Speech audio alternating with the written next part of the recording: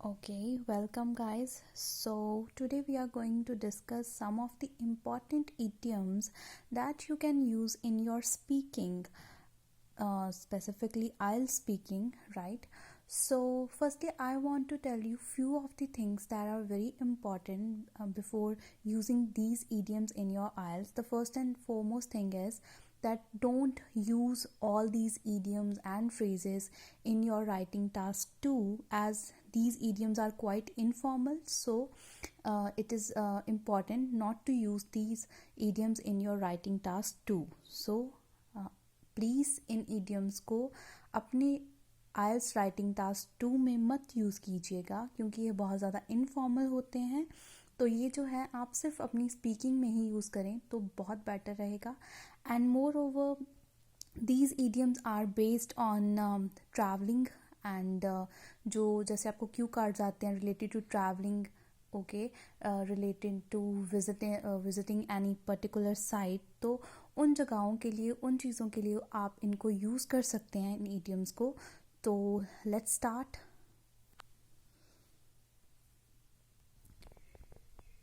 So guys, our first idiom is to hit the road. To hit the road का मतलब होता है to leave a place और begin a trip. जैसे आप कभी भी कोई भी आपको क्यू कार्ड आ जाता है जहाँ पे आपको ट्रैवलिंग के बारे में पूछा गया है, किसी ट्रिप के बारे में पूछा गया है, तो आप वहाँ पे आराम से बोल सकते हो टू हिट द रोड, जिसका मतलब होता है कि कोई भी ट्रिप स्टार्ट करना, किसी भी जर्नी पे जाना। तो instead of saying that I started that particular journey, मैंने वो जर्नी स्टार्ट करी, तो उस चीज़ों को बोलने की बजाय आप बोल सकते हो टू हिट द रोड, जिसका मतलब क्या होता है कि हमने क्या किया, वी स्टार्टेड द जर्नी और to begin a trip. Next is on a shoe string. On a shoe string का मतलब होता है बहुत ज़्यादा इकोनॉमिकल। कोई भी ऐसा पर्सन जो जर्नी तो करना पसंद करता है, घूमना फिरना तो पसंद करता है, पर पैसे खर्चना नहीं पसंद करता है, या फिर बहुत ही सस्ते में किसी भी ट्रिप पे जाना जो है पसंद करता है। तो इसका मतलब होता है ऑन अ शू स्ट्रिंग का to do something with a very small amount of money. जैसे आप बोल सकते हो कि I like to travel on a shoe string, मुझे शू स्ट्रिंग पे घूमना पसंद है, दैट मीन्स मुझे बहुत सस्ते में घूमना पसंद है। तो इसलिए आप ये जो ईडियम है यूज़ कर सकते हैं। Next is at the crack of dawn. Dawn, at a crack of dawn का मतलब होता है कि कोई भी जो ट्रिप है उसे बहुत जल्दी, और यू कैन से बहुत ही जल्दी जल्दी, early in the morning start करना, सुबह सुबह स्टार्ट करना। तो जब भी आपको ये बोलना होता है कि हम किसी ट्रिप पे जा रहे थे, किसी क्यू कार्ड में मेंशन करना है, तो हमने वो जो ट्रिप है बहुत सुबह स्टार्ट किया, बहुत जल्दी जल्दी स्टार्ट करा, तो उसके लिए आप बोल सकते हो we started that trip at the crack of dawn, जिसका मतलब था कि हमने वो ट्रिप जो था बहुत ही सुबह सुबह जो था स्टार्ट करा था। नेक्स्ट ईडियम जो है ये हम यूज़ करते हैं for the person who is a kind of explorer, जिन्हें नई नई जगह जो है ढूंढनी, घूमना जो है वो पसंद है।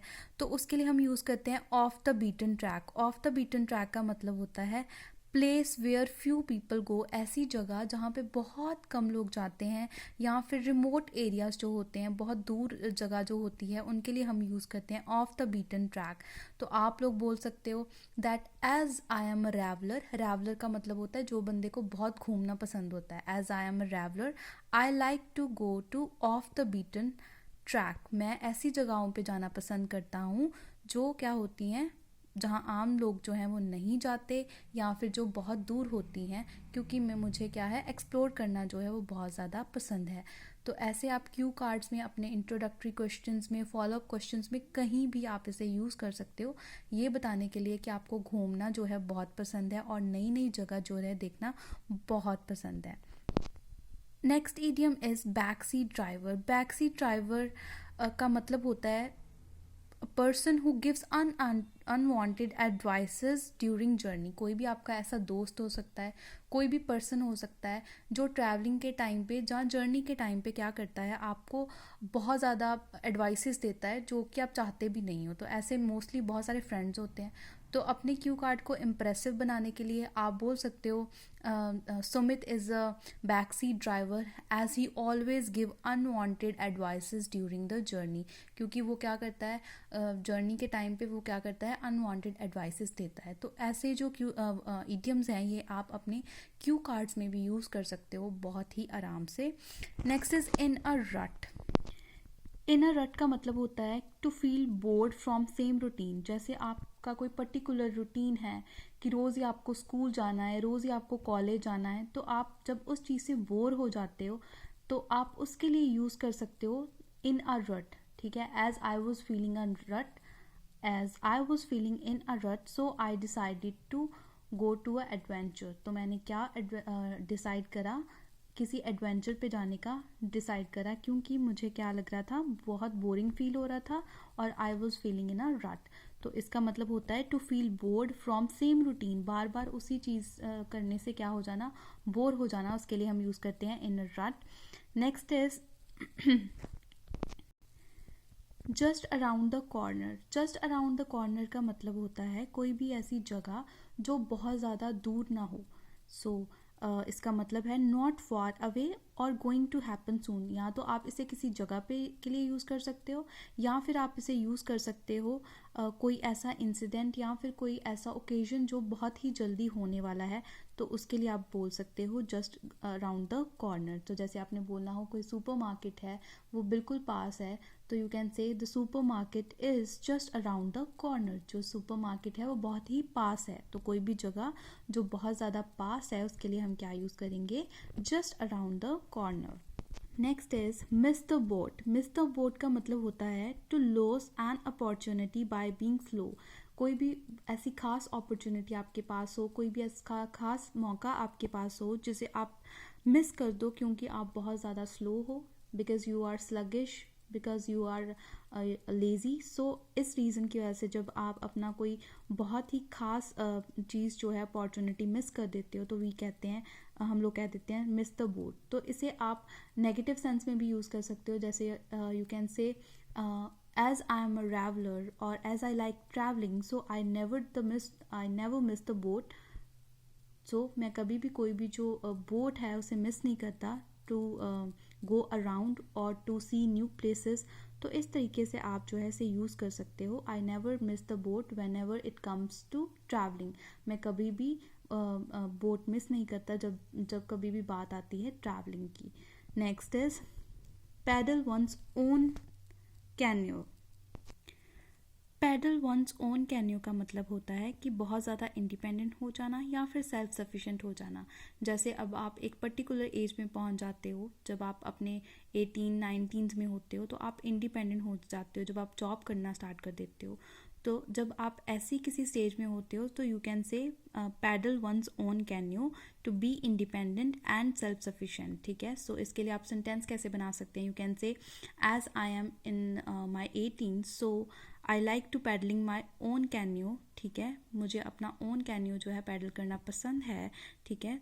तो ऐसे जो है आप इसे यूज़ कर सकते हो। सो माई पेरेंट्स नेवर इंटरफेयर, मेरे पेरेंट्स जो है कभी भी इंटरफेयर नहीं करते। सो इस तरीके से आप इसे क्या कर सकते हैं, यूज़ कर सकते हैं। Next is run on fumes. Run on fumes का मतलब होता है जैसे आप किसी जर्नी पे हो, आप कहीं घूम रहे हो या किसी ट्रैवलिंग में हो, तो क्या होता है कि जब ट्रैवल करते टाइम पे कभी कभी क्या हो जाता है, आप बहुत ज़्यादा थक जाते हो या आपके पास पैसे ख़त्म हो जाते हैं या दोनों ही हो जाता है। तो आप क्या बोल सकते हो, we were running on fumes. हम क्या कर रहे थे, we were running on fumes, ठीक है। और it was like running on fumes, तो या फिर that journey was like running on fumes. तो किसी भी तरीके से आप यूज़ कर सकते हो जिसका मतलब एक ही होगा कि कोई भी जर्नी को कंटिन्यू करना जो कि जबकि आप थक चुके हो और आपके पास इनफ मनी ना हो, तो आप अपना कोई बैड एक्सपीरियंस बताने के लिए क्यू कार्ड में कि आप किसी ट्रैवलिंग पे गए थे, कहीं जर्नी पे गए थे, पर वहाँ पे क्या था, आप बहुत ज़्यादा थक चुके थे, आपके पास पैसे भी नहीं थे, तो उन सब चीज़ों को बताने के लिए यू कैन से run on fumes. Next is of his trolley. Of his trolley का मतलब होता है बिहेविंग इन एक्सट्रीमली अनयूजुअल वे। तो क्या होता है समटाइम्स ये हम किसी जर्नी में किसी का बिहेवियर जो है वो बताने के लिए शो कर सकते हैं कि जैसे आप किसी जर्नी पे थे, कहीं घूम रहे थे, तो वहाँ पे आपका जो कोई फ्रेंड था वो बहुत ही अनयूजुअल वे से क्या कर रहा था, बिहेव कर रहा था, और या फिर आपको तंग करा था, तो उसके लिए आप यूज़ कर सकते हो ऑफ हिज ट्रॉली, जिसका मतलब क्या होता है इंसेन और क्रेज़ी, या फिर कोई भी पर्सन जब एक अनयूजुअल वे में क्या करता है, बिहेव करता है, तो उसके लिए हम यूज़ करते हैं of his trolley. So guys, this is all for today, and I hope it will help for you. And the most important thing is, this is my first video and I don't know whether it is going to help you or not, but as I have tried my best. So अगर आपको कुछ भी अच्छा लगा हो तो please appreciate, and अगर आपको कुछ लैकिंग्स लगी हो कि हाँ ये जो चीज़ थी ऐसे होनी चाहिए थी या आप ऐसे इम्प्रूव कर सकते हो, so please let me know in comment box. I will be really thankful to you. So this is all for today. Take care and keep learning.